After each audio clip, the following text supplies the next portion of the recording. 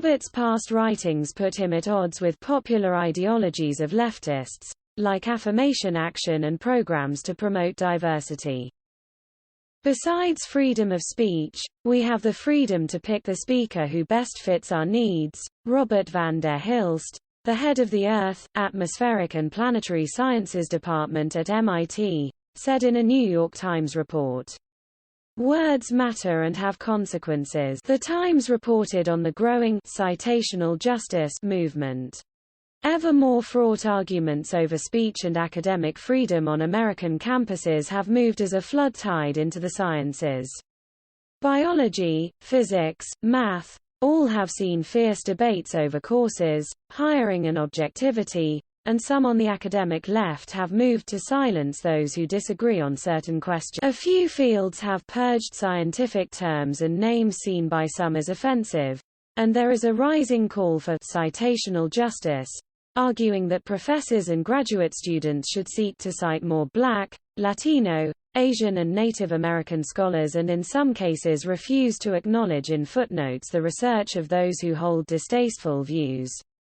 Still, the decision by MIT, viewed as a high citadel of science in the United States, took aback some prominent scientists.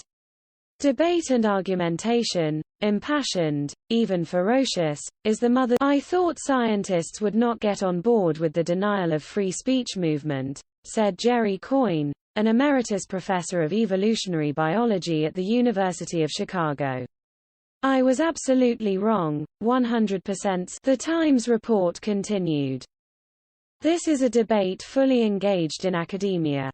No sooner had MIT cancelled his speech than Robert P. George, director of Princeton's James Madison Program in American Ideals and Institutions, invited him to give the speech there on Thursday, the same day as the cancelled lecture. Dr. George is a founding member of the Academic Freedom Alliance, which is dedicated to promoting academic debate. MIT has behaved disgracefully in capitulating to a politically motivated campaign, George said. This is part of a larger trend of the politicization of science. I truly did not know what to say, Abbot said in an interview with The Times. We're not going to do the best science we can if we are constrained ideologically. Then David Romps, a professor of climate physics at the University of California, Berkeley, announced that he would resign as director of the Berkeley Atmospheric Sciences Center after his colleagues refused to invite Abbot to speak. In my view, there are some institutional principles that we have to hold sacred, Romps said. Some faculty members have come to see identity and racial inequities as more urgent than questions of muzzled speech, The Times reported.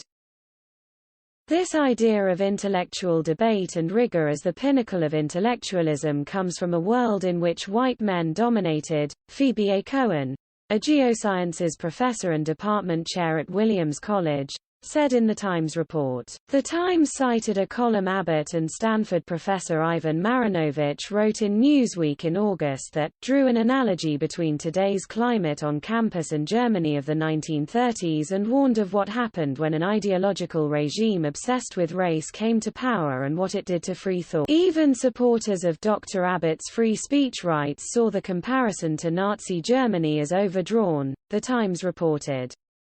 But they added that it was hardly unusual for academics to draw rhetorical comparisons to the rise of fascism and communism. Abbot, 40, acknowledged that the controversy over his opinions could affect his career, but he said it is worth it. There is no question that these controversies will have a negative impact on my scientific career, he said. But I don't want to live in a country where instead of discussing something difficult we go and silence debate.